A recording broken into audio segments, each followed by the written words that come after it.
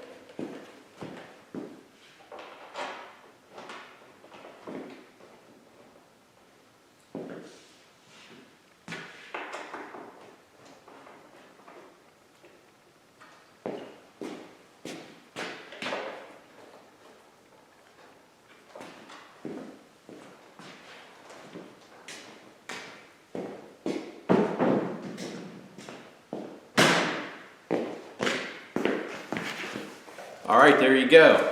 Simple as that, red to black. Take a look at it, see which one you like best.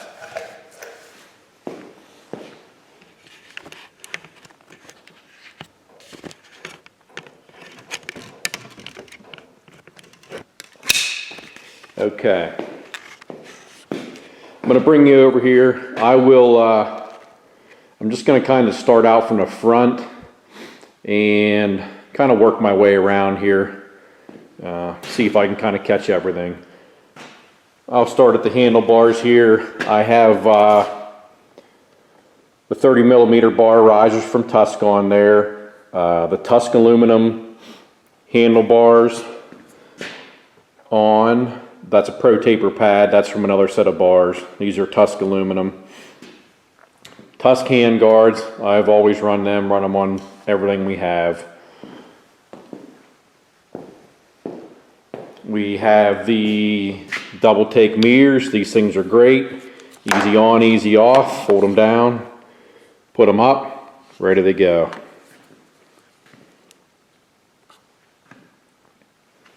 See if I got anything else up. Oh, small turn signals. These are LED. I believe these are also from Tusk. They're Tusk brand from Rocky Mountain ATV. Front tire, these are the Kenda K760 Trackmasters. That's what I run on everything now. I used to run the 606s, which are great tires, but I like these. These, in my opinion, give a better grip when you're off-road in the mud and in the dirt. You get a little less wear out of them. These are softer, and one thing that you will notice, if you're running a 606, and you would happen to get a flat, I have limped them home with completely flat, even on the road at slow speeds. I've gotten home without them popping off the bead. These tires are very soft. You're gonna have a terrible time trying to get home. They're most likely gonna pop off the bead. Other than that, great tire. As far as wear, I'm not sure. I run them down to about 3/16 of an inch, then I change them out just because I like the traction and like to be safe in the woods. So I'm gonna say I swap them out probably every 600 to 800 miles. I'm not sure exactly if you run them down to where they were bald, what you would get out of them. And I do run slime in my tubes in the front and the rear, just to try to help with getting the flat and get stranded. Okay, we'll come back here. I'm running the skid plate here. I'm not sure what brand this is. It could possibly be a Moose. It's aluminum.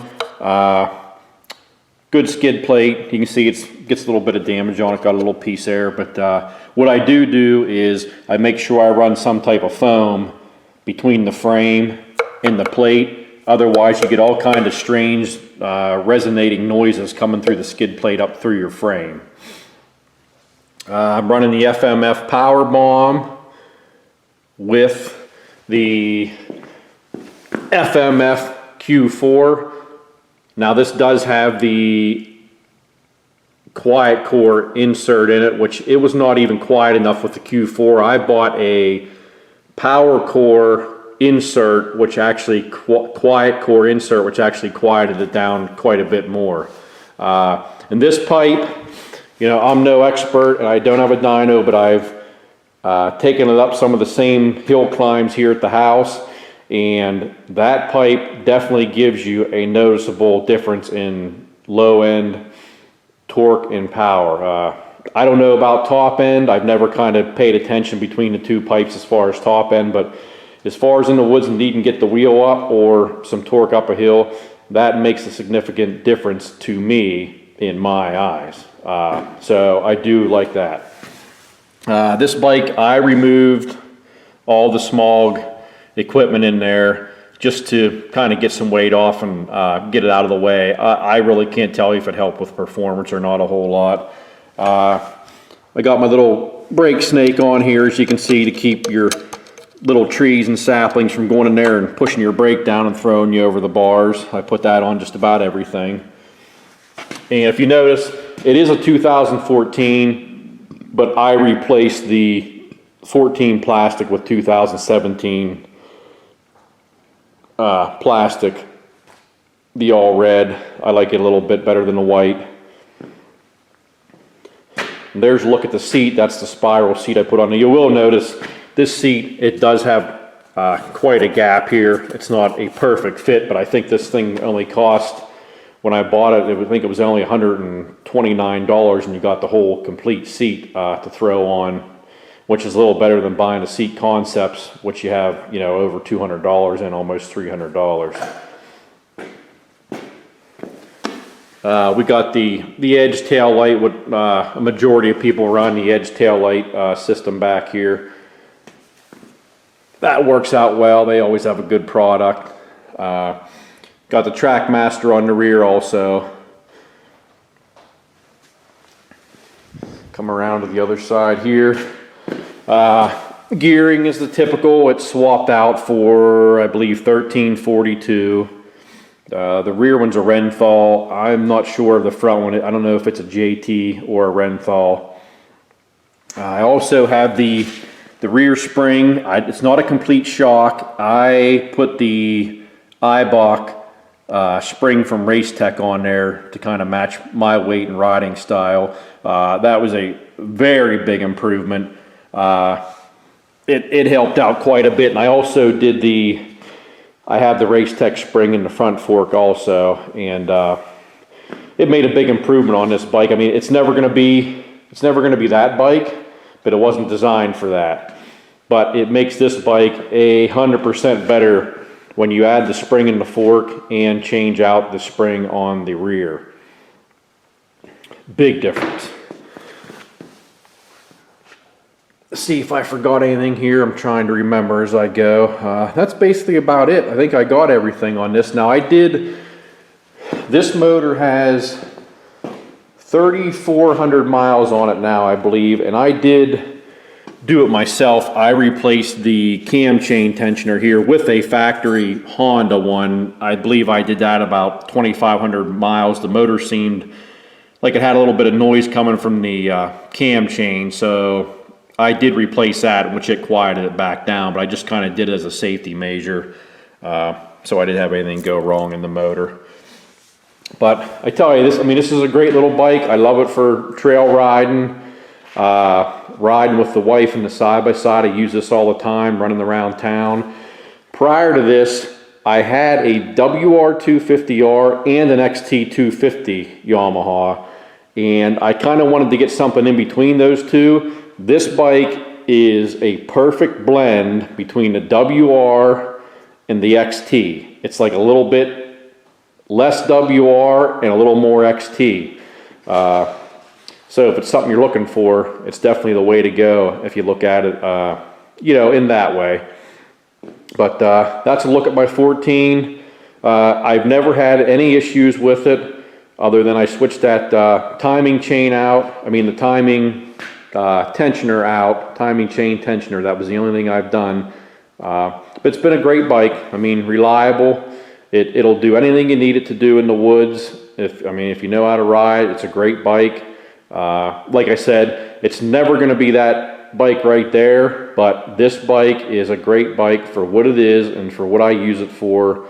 Great commuter, great trail bike, great for exploring. I love the little thing. I use it all the time. So if you're thinking about getting one, you know, go ahead and do it. There's a ton of mods for it. All kind of stuff you can change out and switch out on this bike. So we'll wrap this video up, and we'll get another bike in here sometime soon and kind of go over it and let you know what we think about it. If you like the video, give it a like and subscribe. KC, I'll see you.